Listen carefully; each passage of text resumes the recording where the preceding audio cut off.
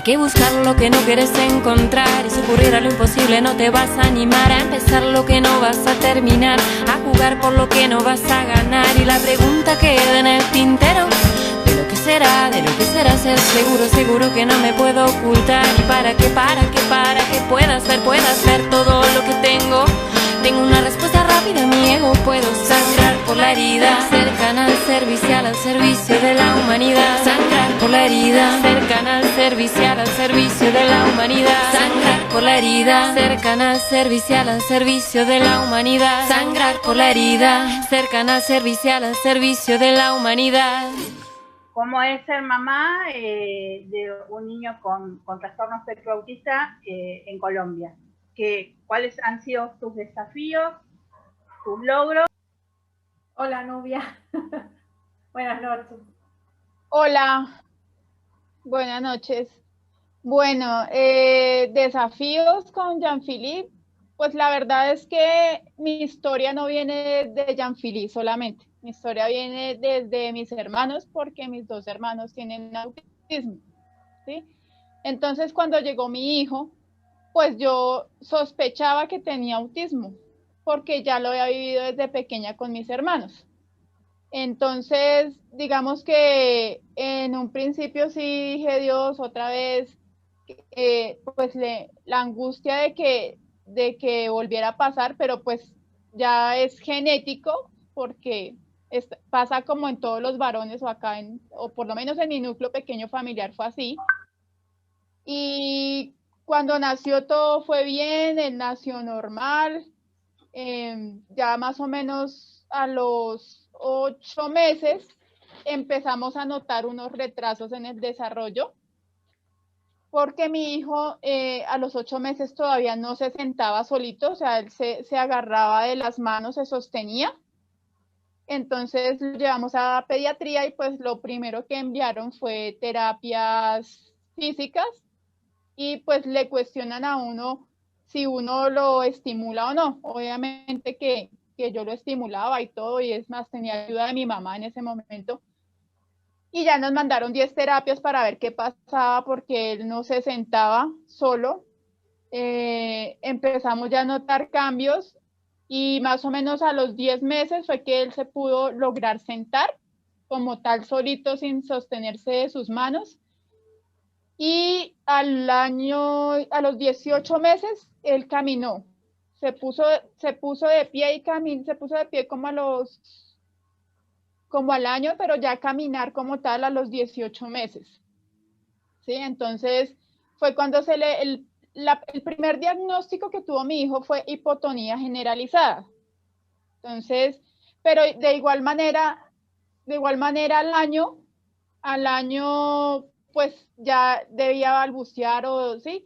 Y faltaban esas cosas como de no señalar, de no mirarte a los ojos así fijamente, o sea, eran cosas que eran muy leves, y pues yo, como ya les había comentado, ya tenía la experiencia de uno de mis hermanos. Uno es autismo moderado a severo más o menos, y el otro sí es Asperger.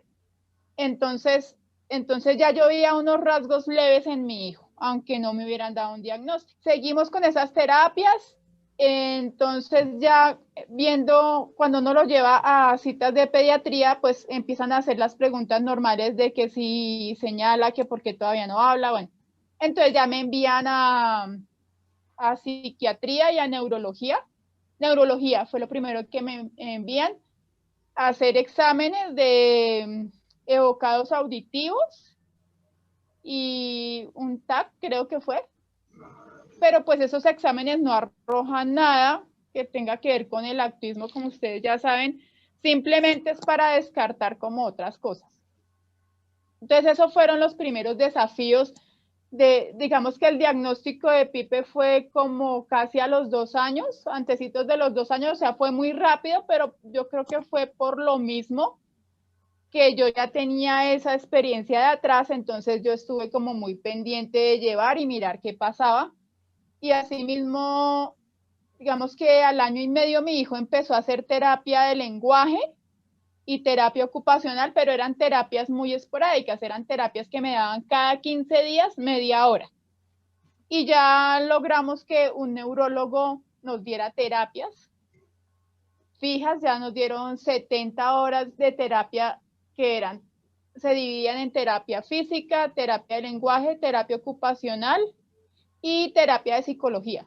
Y eso fueron 6 años que duramos en esas terapias. En este momento mi hijo ya no está asistiendo a ninguna terapia. Ahora, otro desafío, pues, es la parte escolar. La parte escolar fue otro desafío porque empezamos a los 2 años nos envía el neurólogo a que tenemos que buscar un jardín para mirar a ver, pues porque el diagnóstico de TGD estaba ahí.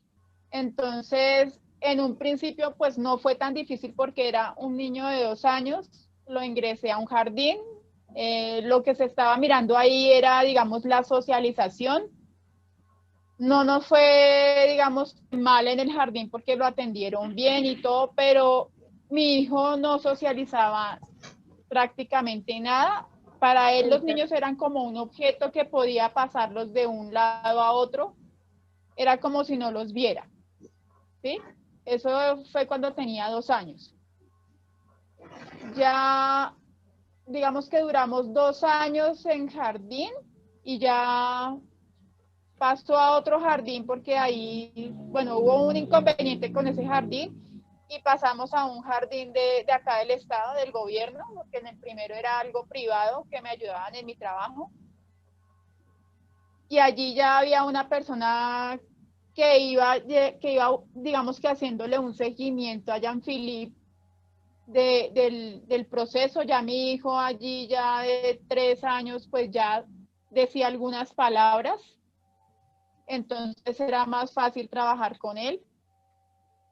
Y en esa primera parte de jardín donde no están, digamos que viendo vocales, ni números, ni nada, porque era una primera parte, pues era como algo fácil de manejar. Digamos que Pipe se adaptó más o menos al jardín. El problema fue cuando ya entramos al colegio, que ya allí Pipe ya tenía que tener una responsabilidad de hacer tareas, de que le pusieran algunas actividades donde él tuviera que aprender ciertas cosas. Entonces, primero la profesora no supo manejarlo. Segundo, mi hijo no le gustaba estarse en el salón, prefería irse para otros salones. O sea, no hubo un buen manejo en ese colegio. Allí estuvo en primero de primaria. Pasaron el primero de primaria sin que mi hijo hiciera una sola tarea, o sea, para ellos lo pasaron, pero todo el año fue inconvenientes. Todo ese año fue inconvenientes. Cuando ya, digamos, iba a pasar a segundo de primaria, me pidieron que lo cambiara de colegio porque ellos no sabían manejar la situación con Jean-Philippe, que si él se salía del salón, ellos no iban a poder estar pendientes de Jean-Philippe. Entonces, en ese punto fue cuando yo ya estaba pensando hacía unos meses en hacer el homeschool.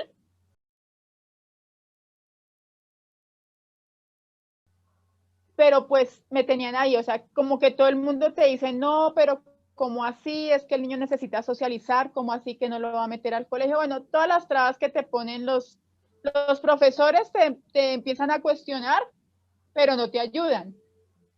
Sin embargo, mi esposo sí estuvo ahí y él quería que lo hiciéramos, entonces tuve como ese apoyo.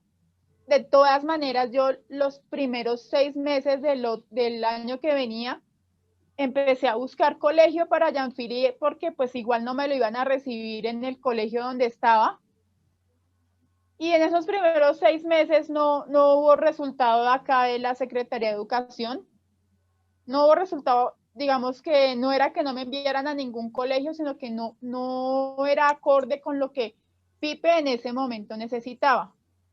Entonces yo dije, listo, voy a hacer homeschool, vamos a mirar cómo hago. Y yo yo llegaba, mi hijo tenía 3 días de terapia en donde yo trabajaba por la mañana de 6 de la mañana a 2 de la tarde y llegaba a mi casa y corra a llevarlo a terapia. El resto de días, entonces yo llegaba a mi casa, almorzaba y me ponía con él a enseñarle los colores, los números, empezamos a escribir y todo este proceso que como ya veníamos en terapia, en un momento dado mi hijo ya a los 4 años empezó a leer solo. O sea, la terapia de lenguaje para él fue fundamental porque la terapista que tenía en ese momento le enseñó a leer en tres terapias. O sea, mi hijo tenía una memoria extraordinaria para desglosar el método, ¿cómo se llama? Dogma. Así le empezaban figura y palabra debajo. Entonces, mi hijo asoció muy rápido eso. Cuando un día menos pensado, después de 3 o 4 terapias, yo estaba escribiendo algo en el computador y mi hijo me lo leyó perfecto. Entonces ya hubo un avance ahí, ¿no? Él leía perfecto, entonces ya de ahí me cogí, pero en un principio trabajar con él cuando tú no tienes esa experiencia o tú como mamá tienes otro tipo de experiencias, pero no piensas que te vas a tener que dedicar exclusivamente a ser maestra de tu hijo. Entonces fue donde me tocó empezar a observar a Jean-Philippe qué le gustaba, qué no le gustaba, cómo podíamos trabajar y empecé a darme cuenta que a él le gustaba la música, que a él le gustaba jugar con los carritos. Entonces, con esas herramientas yo empecé a enseñarle a sumar, a restar, a que escribiera, a dictarle cualquier cosa que viera, digamos que tuviera muñequitos, a dictarle y así todo el año. Y al otro año decidí otra vez intentar con el colegio. A pesar de que estuve muy, muy contenta con el homeschool, hay un problema que todavía me inquieta. Ya eso fue hace ya 4 años, mi hijo ya va a entrar a bachillerato este año que viene. Pero me inquieta es el certificado, o sea, que le puedan dar un certificado que esté ahí de que él aprendió. Entonces, si yo estoy fuera del sistema, es de pronto más complicado, o sea, es como mi temor, porque si no fuera por eso, yo ya no tendría escolarizado a Jean-Philippe, ¿sí? Porque pues vi cómo ya aprendí y él nos enseñó, él como hijo mío es un maestro para mí. Ya me enseñó cómo tengo yo que explicarle. Ya me ha mostrado qué es lo que le gusta y qué es lo que no le gusta. Y me ha dejado saber cuáles son esos talentos que tiene. Entonces creo que el aprendizaje libre para Jean-Philippe, no digo que para otros niños sea así, pues puede que un aprendizaje más estructurado para otros niños sirva mejor, pero en el caso de Jean-Philippe, el aprendizaje libre es mucho más importante porque, no sé, o sea, él aprende, a él le gusta, es muy inquieto, empieza a buscar temas que a él le gustan y empieza a aprender de ahí. Es autodidacta. Entonces, digamos que hasta ahí van, digamos que los desafíos que he visto. Mi hijo ya en este momento tiene 11 años y vamos a ver qué pasa porque empezamos ahorita el 25 con el bachillerato, que es otra etapa mucho más complicada. Entonces, digamos que hasta ahí sería esos desafíos o esos obstáculos que yo he ido pasando. Hablaste de escuela privada en jardín, que lo pasaste a la escuela del Estado, también a otro jardín, y que ahí tuviste alguna apoyatura educativa. ¿Cuáles son las apoyaturas gratuitas o que el Estado les brinda por ser personas con discapacidad? En el 2017 salió un decreto acá en Colombia, que es el 1421. Ese decreto habla como de esos apoyos que necesitan las personas con discapacidad, que es, digamos que allí en resumidas cuentas explican como cuáles serían los apoyos que recibirían en los colegios ya sea privado o público, no importa, la ley va para todos. Lo que pasa es que de pronto en los públicos es, digamos que hay como más vigilancia o más control de eso. No te podría decir de los privados cómo es el control, porque yo solamente estuve con Jean-Philippe un año en un jardín privado, y en ese momento cuando yo estuve allí no estaba ese decreto. O sea, sí estaba la ley 618 de discapacidad y habían otras leyes que digamos que acogían, pero no había un decreto específico desde educación. Lo que, digamos, generalmente escucho es que a algunos les va muy bien en colegios privados porque son mucho más pequeños, hay grupos mucho más pequeños. Digamos que se pueden conseguir colegios privados donde hayan 15 niños en un salón, ¿sí? Es más, hasta 10 niños en un salón. Entonces, digamos que por ese lado, y si, digamos, el colegio tiene buena disposición, pues a los papás les va bien. A veces muchos papás piensan que el colegio público no tiene nada de apoyo, pero sí hay apoyo en el colegio público. Lo que pasa es que es como en todo.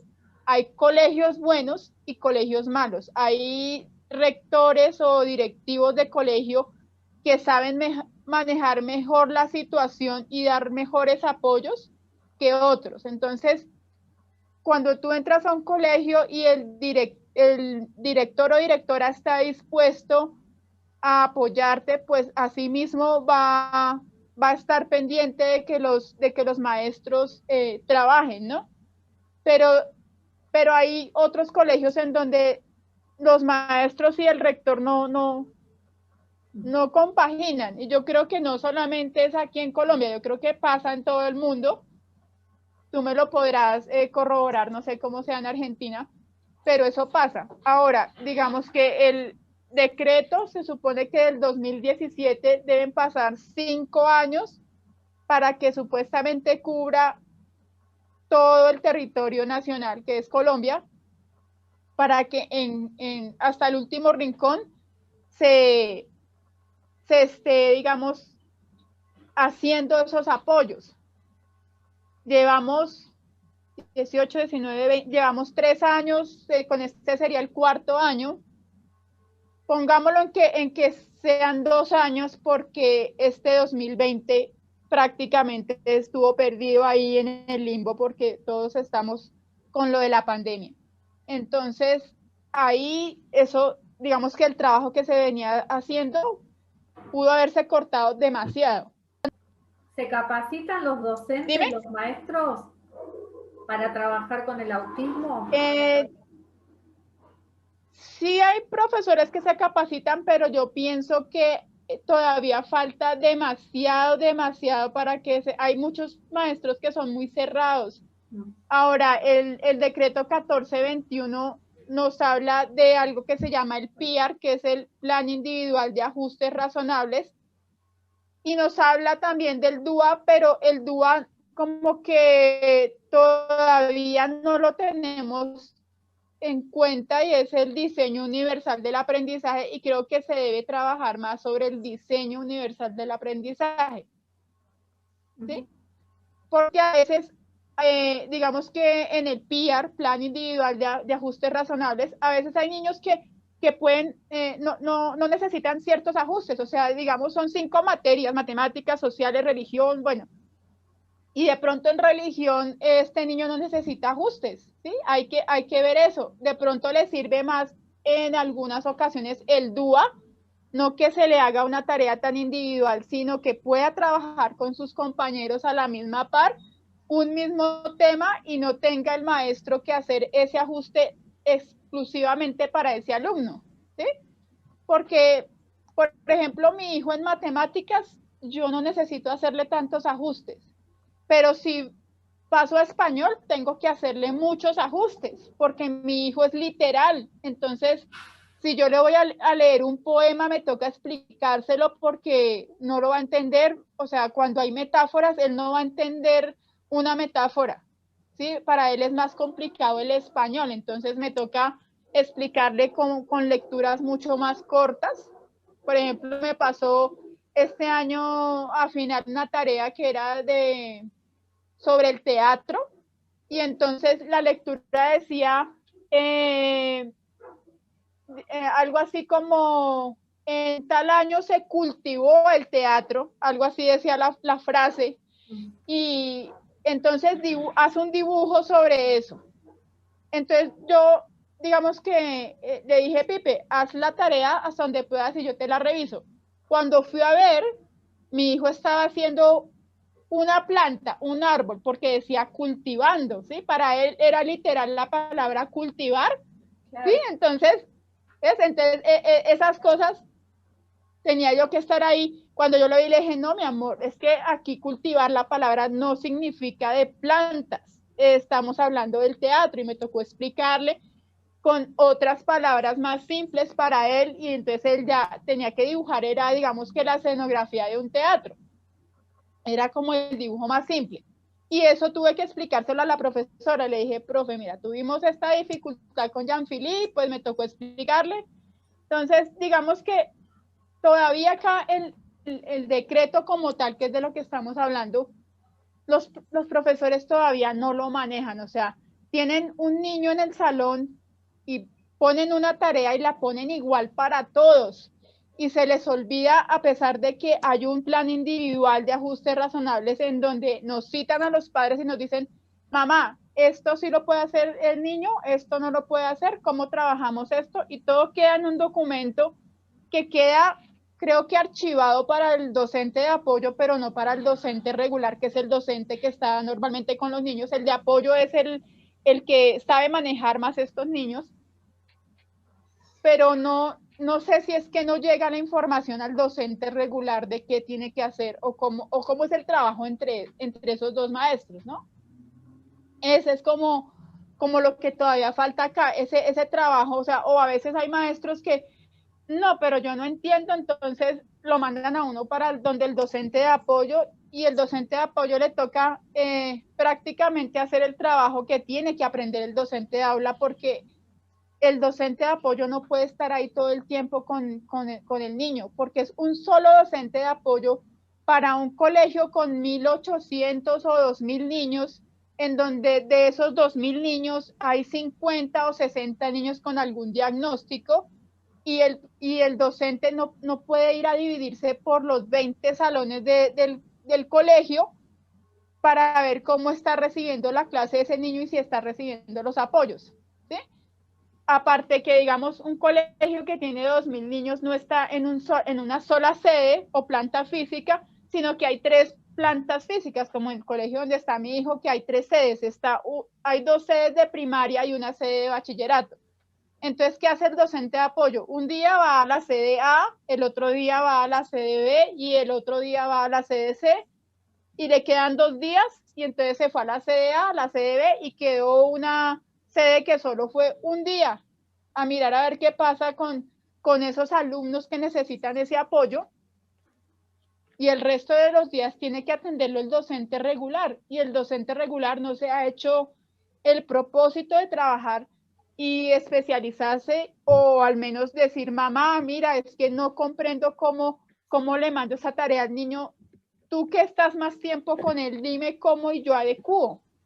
No hay ese trabajo. O sea, digamos que yo he estado ahí encima de los maestros y he ido poco a poco haciendo como esa conciencia, pero en muchas ocasiones no pasa así. Entonces, ese es como el trabajo más importante, trabajar como unidos, pero esa unión no pasa porque entonces empieza el padre de familia empieza a pelear con el maestro, que porque el maestro no le hizo esto, en vez de ayudarse. Es como lo que tenemos que trabajar. No sé cómo sea con ustedes allá en Argentina, pero ese es el mayor, digamos que, complicación que hay acá. Es un reto, la verdad.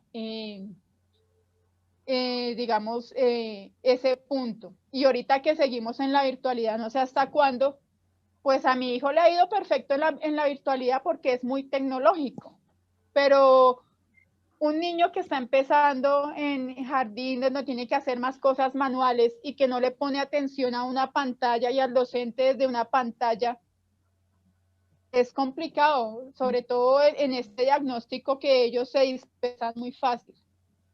Totalmente, es así. Nosotros tenemos apoyaturas diferentes, no tenemos un maestro situado en una escuela, sino que la escuela especial está en articulación con la escuela regular, o sea que el nene está matriculado en 2 escuelas y se le asigna un único docente, pero la carga horaria es la misma. Por ahí está, en el caso particular de mi hijo, está 4 horas semanales, o sea, un día en la semana. Y lo que hace es acercarse con la docente y le da estrategias para trabajar. O sea, le dice, bueno, esta semana vamos a ver tal y tal contenido, y entonces él hace la adecuación, le dice, bueno, encalalo por acá, por allá, usa esto, material concreto. En vez de PIAR, lo que hay acá es PPI, es Proyecto Pedagógico Individual, es muy parecido. Pasa que la cantidad de alumnos que hay no alcanza para la demanda de maestros. Hay espera de hasta 3 años para conseguir un maestro inclusivo. Paralelamente hay también lo que es la apoyatura, porque algunos nenes necesitan lo que se llama asistente externo, que es o PND, que es personal no docente, que es el que está haciendo la apoyatura del nene para ir al baño, para que se sociabilice sin lastimar a otro nene, que haga de interlocutor sin ser como que gestione las relaciones, pero no siendo el protagonista, sino que el nene lo sea. Que eso también es difícil. Muchos utilizan muchos docentes se equivocan y utilizan la figura de este asistente externo como el docente particular que está sentado al lado del nene y que se desentiende de la criatura en el horario de clase. O le da las tareas al PND o a E para que él las adecue, cosa que está muy mal hecho. Ahora pasan a ser docentes itinerantes. Entonces te encuentras con que un docente pasa, por ahí tiene 8 alumnos, pero 8 alumnos desperdigados en el distrito. Entonces tiene 1, 2, 3 por ahí en el mismo barrio, pero en 3 escuelas distintas. Y todos los días así va cambiando. Y se les hace bastante desgastante. ¿Qué pasa? Los cargos que están más lejos, que tienen más viático, que son de difícil acceso o de peligrosos por el barrio, no los toman.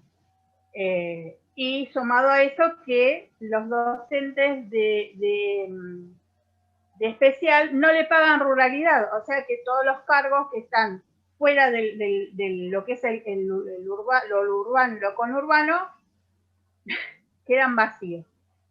Entonces, bueno, esa es la situación con nosotros. Hay un montón de leyes muy lindas en papel, pero que no se cumplen. No, acá yo te hablo de mi experiencia acá en Bogotá, que es la capital de Colombia, pero si vamos a irnos a la parte rural, estamos casi, digamos que podría decir como tú estás explicando igual, y a veces esos maestros rurales o en digamos congresos que han habido acá sobre el tema, he visto muchas cosas que han hecho, digamos, docentes que están en esas partes más pequeñas o poblaciones que son muy interesantes. Y sin embargo, también, o sea, la parte del campo, donde está el campo, pues complicado, o sea, porque no hay el internet tampoco, o sea, hay muchos sitios todavía donde no hay internet. Y lo que tú hablabas de la parte del maestro externo acá, digamos, o si necesita un apoyo individual ese alumno, aquí también lo hay, que en un tiempo se llamó maestro sombra, ¿sí? Está también el apoyo si necesitan enfermería, también eso tiene que brindarse el Estado, ya sea por la parte educativa, por la parte de esa educación pelea porque yo no doy esto porque soy de educación, y salud dice yo no doy esto porque si el de salud va a ir al colegio, pues ya no es salud. Bueno, eso es un tire de afloje que todavía no se ha resuelto del todo. Y entonces pasa lo mismo que lo que tú explicabas. Entonces resulta que el papá resulta pagando ese maestro individual porque el Estado a veces no consigue el apoyo, y el maestro que está en el aula resulta descargando todo el trabajo en esta persona, sabiendo que el trabajo de explicar es del maestro. Esta persona que está aquí con el niño es el apoyo para que él se vaya pudiendo soltar y ser independiente, ¿sí? Totalmente. No es más, o sea, y si necesita llevarlo al baño o ayudarlo y irle enseñando, está esa persona ahí, pero esa persona tiene que tener en cuenta de que tiene que ir soltando este alumno cuando va logrando objetivos. Pero el maestro pasa lo mismo, o sea, se desentiende de ese alumno porque tiene un apoyo ahí al pie. O sea, vos decís que estás preocupada por este certificado. ¿Tenés un certificado de estudios por parte de PIPE con respecto a la primaria, ya que pasa al bachillerato? Sí, claro, porque mi hijo está escolarizado, o sea, en este momento está matriculado en un colegio precisamente por eso. Está escolarizado porque así, digamos que lo decidí en este momento de escolarizarlo, para que cada año le den como ese certificado de que aprobó el primero, el segundo, el tercero, el cuarto y el quinto. Ya ahorita pasamos a primero bachillerato, y pues es lo que te contaba hace un rato del próximo desafío que vamos a ver qué pasa. El homeschool acá en Colombia no es algo que esté aprobado, pero tampoco es ilegal, ¿sí? Entonces, en la medida que tú tengas evidencia de lo que haces, cuando ya, digamos, se considera que un alumno que está desescolarizado puede hacer el examen del IFES para que le validen todo el bachillerato, o puede bien acercarse a un colegio cada año y hacer una validación. Va a Secretaría de Educación, de Secretaría de Educación lo mandan, digamos que al DILE, que es como una parte más pequeña de Secretaría de Educación que queda en cada localidad de Bogotá, si hablamos de Bogotá, y allí uno va y explica la situación de que necesita que le hagan el examen, digamos, de segundo de primaria, y ellos lo que hacen es remitirlo a uno a un colegio, o lo que hacen ellos es escoger los colegios que tengan mayor puntaje, como, no sé cómo se llamará, no tengo letra la palabra, o sea, como los mejores colegios de esa localidad. Entonces, de esos colegios, te dicen, tenemos estos colegios a cuál quiere ir y a que le hagan el examen, ¿sí? Entonces, allí en esos colegios cada uno tendrá una metodología distinta. Por lo que yo he escuchado, lo que me han contado, hay unos colegios que te mandan ir una semana al niño para, digamos que, mirar cómo está y luego hacer evaluación. Entonces, ¿qué pasa? Que no sé cómo es el tema con un niño con discapacidad y más con autismo. De pronto en otra discapacidad es más fácil.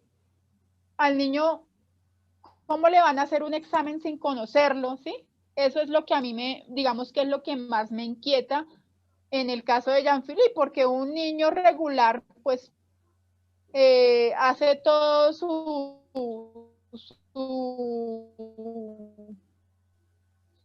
escolarización en la casa, con ayuda de los papás, con las herramientas que ellos consideren que termina el bachillerato, pues hacen el examen del IFEX.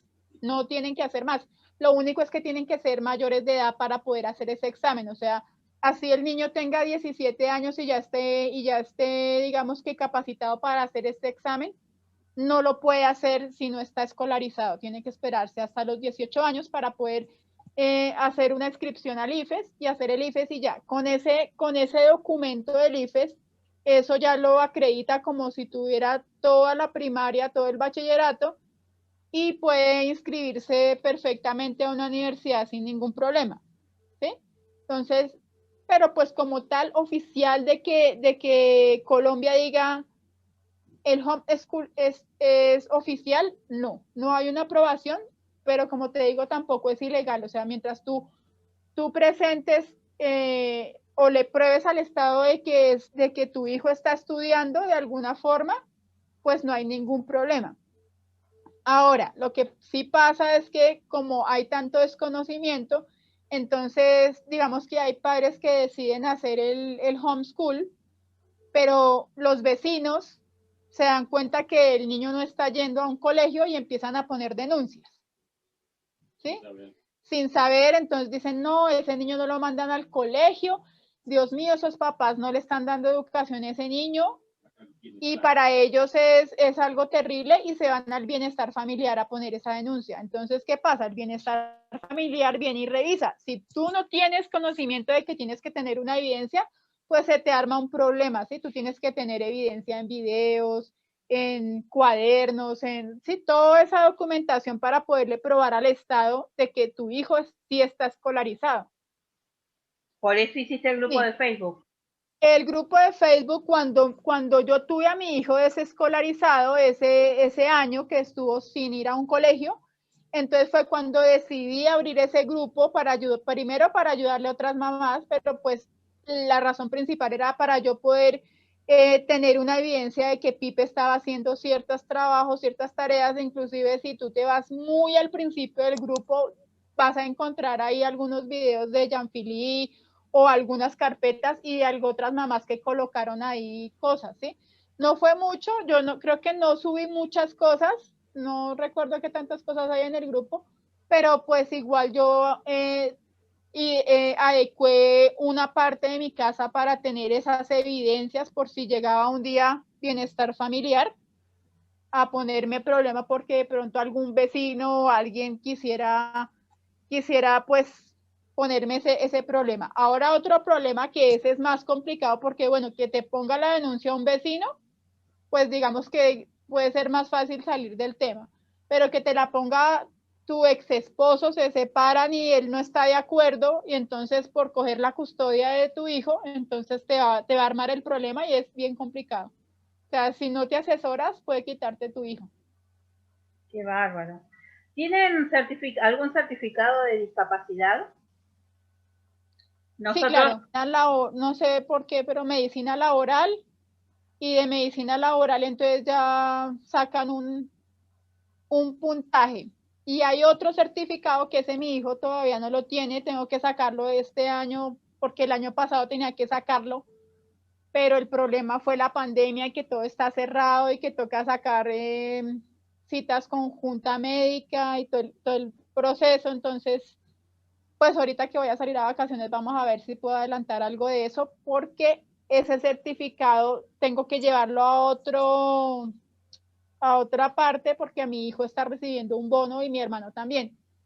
Y tengo pendiente el certificado de mi hijo, el certificado de mi hermano está. Ese ya lo tengo, pero el de mi hijo está pendiente. ¿Hay dos tipos de certificados o hay uno solo? El certificado que le falta a mi hijo es el que es, ¿no? El otro es como por la parte laboral, ¿sí?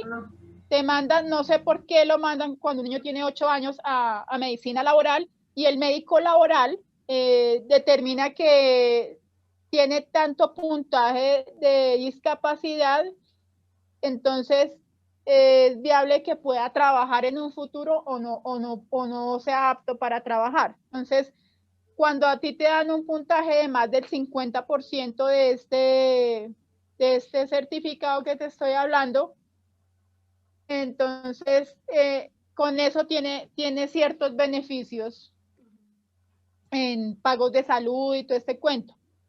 Ahora, o sea, yo tenía, al principio sí me preocupé porque a mi hijo le pusieron un puntaje del 51% de discapacidad, que creo que es menos, pero pues le pusieron el 51%, entonces yo dije, Dios mío, entonces sí, entonces mi hijo no queda, digamos, más adulto, si él puede hacer ciertas cosas, ¿qué va a pasar? Entonces, una amiga mía que es abogada y también tiene un hijo con autismo, ella está en Alemania, ella me dijo, no te preocupes, o sea, el puntaje es solamente para los beneficios que tú necesitas, él puede entrar a una universidad perfectamente, si el día de mañana es apto para trabajar, lo va a poder hacer, pero no vayas a ir a cambiar nada ni a pelear por eso, porque entonces te van a quitar ese beneficio. Entonces yo dejé eso quieto ahí, ¿sí? Y lo dejé así, y pues digamos que viendo el panorama como está, ese 50%, puede que esté correcto, ¿sí? Pero no le va a impedir en un futuro que él se pueda independizar y hacer su vida si, digamos, ya no estoy y si es apto, si no necesita, puede que necesite un apoyo de alguien, pero no va a ser un apoyo permanente, ¿sí? Entonces no, pues no hay problema. El otro certificado no tengo bien claro cómo es, pero ya es un certificado que es más a la discapacidad como tal, no tiene nada que ver con lo laboral, y es como el que el Estado pide para muchas otras cosas más, ¿sí? Para, digamos, temas de quién se va a hacer cargo de él en un futuro si no está el papá o la mamá, y así, otras cosas, ¿no? No es algo que tiene que tenerlo, y cuando cumpla los 18 años, vuelven a mandar a esa persona con discapacidad a otra junta médica para determinar si sigue con la misma discapacidad. Sí te toca a los 18 años volver a hacer el proceso. Karina tiene un adulto ya, su hija Antonella, de 20, 28. 28 cumplió hace 2 días. 28 años. Y bueno, nosotros tenemos un único certificado de discapacidad. La parte laboral, no, es la primera vez que lo escucho. O sea, no hay médicos laborales de por medio, son siempre las juntas médicas que tienen que ver con salud en la obra social o en el hospital público. Y los certificados de discapacidad se renuevan cada 3 años o cada 5 años. Se renuevan porque hay que hacer los nuevos estudios, independientemente si la discapacidad, o sea, si ya se obtiene la... ¿Cómo es que se llama ahora, Cari? Curatela. No, claro. Se llama más curatela. Claro, eso se hace con las personas que el Estado hace como un relevamiento, una investigación y determina si esa persona... Determinación de incapacidad es. Ahí está. Esa persona puede valerse por sí misma o no, y si no se puede valer por sí misma, bueno, ponen los tutores, como en el caso de Karina, que es ella, y en el caso, suponete de que haya, cuando ella falte, o mismo ahora, si hubiera una sucesión, una herencia, el Estado interviene siempre en favor de la persona, de los intereses de la persona con discapacidad. Y siempre se les da la opción de elegir a ellos si pueden, ¿no?, expresar cuál es su voluntad. Siempre la prioridad está, si ellos pueden, se los escucha. Y bueno, y para eso se determina también la capacidad de la persona, a ver si realmente puede elegir por su bienestar, ¿no? Y si no, bueno, se apela al apoyo que se haya designado. Pero interviene el Estado, como dice Patri. Los cuida de alguna manera. Acá en Colombia el año pasado, que no sé, a principios, hubo un cambio porque aquí había una figura que se llamaba la interdicción. Y la interdicción era que cuando faltaba el papá y la mamá y esta persona con discapacidad quedaba como desprotegida, entonces digamos que la interdicción se la otorgaban a una persona, le otorgaban como el derecho de estar pendiente de esta persona con discapacidad, pero la persona con discapacidad no podía tomar decisiones en ningún caso. Y hasta el año pasado esto cambió no recuerdo cuál es la ley, no tengo acá el número, no he estado muy pendiente de eso, pero la figura de interdicción salió. En mi caso, por ejemplo, yo tengo interdicto a mi hermano porque soy la que está encargada, pero ese proceso me lo tienen que cambiar en un juzgado. Sí, igual mi hermano necesita un apoyo permanente, pero tengo que ir a un juzgado y que verifiquen eso de que las decisiones no las va a poder tomar él, pues por la discapacidad que tiene, que es severa. O sea, hay cosas que de pronto muy poquito va a poder tomar una decisión.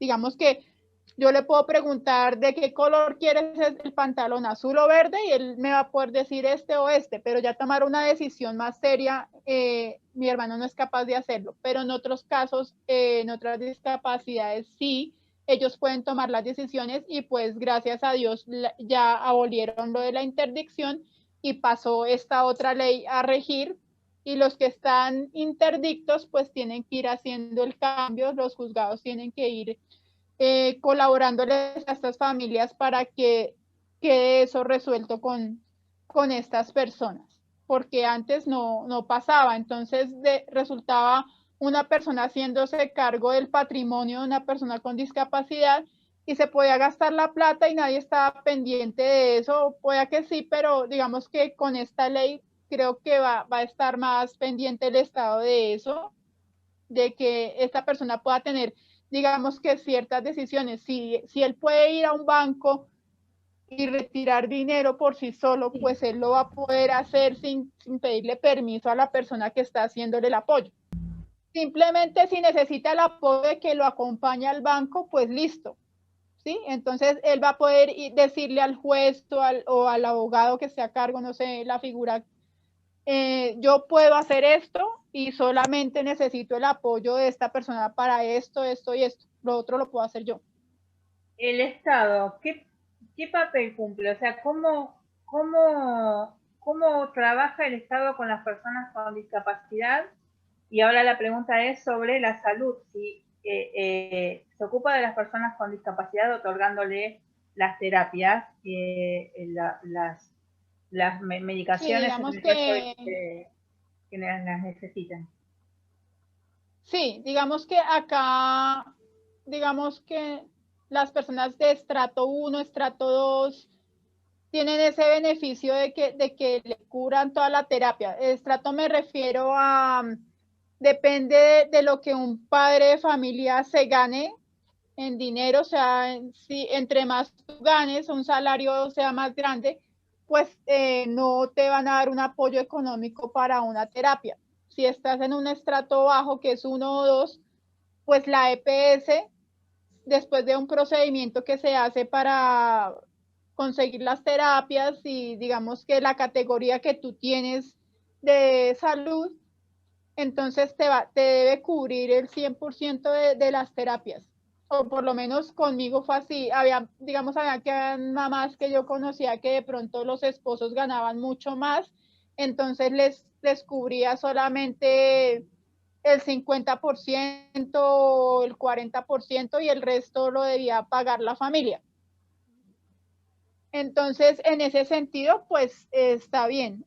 Pero lo que está mal es que muchas ocasiones pasa que uno está buscando las terapias y entonces la EPS lo manda de un lado para otro, no tiene dónde mandarlo, o hacen contratos con las IPS, que son como esas entes como separadas de la EPS o de la entidad promotora de salud, y que ellos contratan aparte, que son aparte de la EPS, para que hagan este servicio. ¿Y qué pasa? Que la EPS le debe pagar a la IPS todas las terapias del niño que está mandando y a veces se retrasan en los pagos, dejan de pagar y pues ahí se quedaron las terapias porque bueno, es lo que pasa. Es lo mismo que acá. Es lo mismo que acá. Bueno, lo que pasa es que no sé allá, pero acá nosotros necesitamos el pool para que nos cubran los tratamientos en un 100%. las obras sociales nos tienen que sí o sí cubrir los tratamientos en forma integral. Y tenemos la posibilidad de elegir los prestadores, siempre hablando de lo que tenga que ver con la discapacidad de nuestros hijos, no con otros temas. Y bueno, tratamos de elegir los equipos que más nos convienen, los que nos quedan más cómodos. Eso es una buena cuando tenés obra social, pero acá si no tenés obra social es un tema también. Claro, porque al no haber obra social, si no tenés obra social, por ejemplo, hay una ley muy linda presentada acá, que es la 27043, que es la Ley Nacional de Autismo, que en teoría, en la letra, dice que el Estado tiene que ocuparse y proveer de las terapias de forma gratuita, pero no hay lugares donde ir de forma gratuita. Recién ahora, en algunos municipios, está la adhesión a esa ley que se promulgó en el 14, ¿no, Cari? Sí. En el 14, por las disposiciones legales de nosotros, o sea, tiene que estar la ley nacional, que tiene que adherirse la ley provincial, que eso fue hace 2 años, y recién ahora alrededor de 12 o 13 municipios, de los 135 municipios que hay en Buenos Aires nada más, se adhirieron 13 o 12, entre los cuales está donde vive Karina, que es en Quilmes. Y ahora la gente del municipio de Quilmes está poniendo lugares donde puedan ir de forma gratuita aquellas personas que no tengan obra social. Y haciendo detección temprana y diagnósticos, ¿no? Porque acá también es imposible pagar un NADOS, salen fortunas. Sabemos que no es la única forma de evaluar y de diagnosticar, pero muchos profesionales exigen el ADOS. Entonces los padres están como entre la espada y la pared, vendiendo lo que no tienen para pagar esos estudios. Es un desastre, muchos papás no lo pueden costear, entonces están ahí esperando la obtención del PUD, pero no pueden llegar porque no tienen ese estudio que es importantísimo. ¿Cómo ves el futuro de tu hijo como mamá? ¿Cómo lo visualizás vos a futuro trabajando con su papá, generando algo distinto? ¿Cómo te imaginás vos ya viéndolo todos los potenciales que tiene? ¿Cómo te imaginas vos que sería de acá a 4 años y a 6 años? Pues digamos que los talentos que yo le veo a él es en la parte tecnológica y digamos que a pesar del autismo, que es una parte que le dificulta pues la socialización, o digamos tener amigos, es un niño muy sociable, ¿sí? O sea, para el diagnóstico que tiene él es demasiado sociable, y le veo una habilidad en la parte periodística. O sea, no me digan, o sea, es algo que todavía no hemos, digamos que explorado mucho, pero ahorita que yo le dejé abrir un Facebook a él, que obviamente lo tenemos controlado, él es feliz buscando noticias de lo que a él le gusta, y en sus palabras las pone ahí en el Facebook. O sea, acá hay algo que el sistema de transporte acá en Colombia es el Transmilenio, y él vive con su tema de Transmilenio, le encanta el tema del transporte, y busca todo lo que tú puedas imaginarte y lo plasma en alguna parte y explica que salió una nueva ruta y de dónde es la nueva ruta. Entonces yo lo veo como por esa parte como de comunicaciones. No sé cómo se lo voy a trabajar todavía, pero inclusive con el papá, hace un tiempo estuvieron trabajando, tienen una página donde una revista digital, lo que me está diciendo aquí mi esposo, una revista digital para que él empiece a explorar esa parte que le estamos viendo que a él le gusta. Entonces a futuro vamos a ver cómo, no sé, mi hijo ahorita tiene 11 años, tú me estás hablando de 4 a 6 años que ya es un adolescente o ya casi va a tener la mayoría de edad, pues lo veo desenvolviéndose mejor.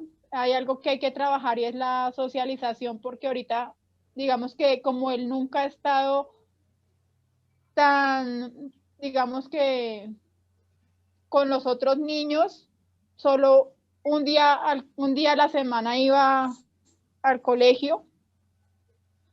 Entonces, esa parte social tenemos que mirar cómo trabajarla para que él pueda soltarse más.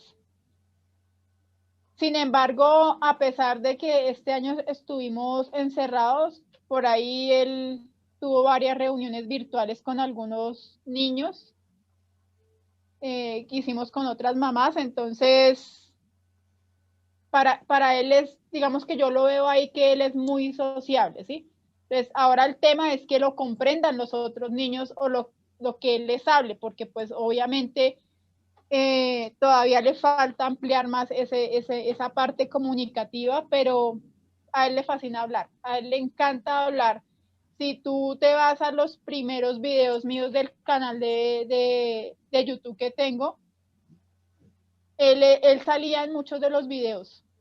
Lo vi. Entonces ahí tú te vas a dar cuenta que él no le tiene miedo a una cámara, a él le fascina la cámara.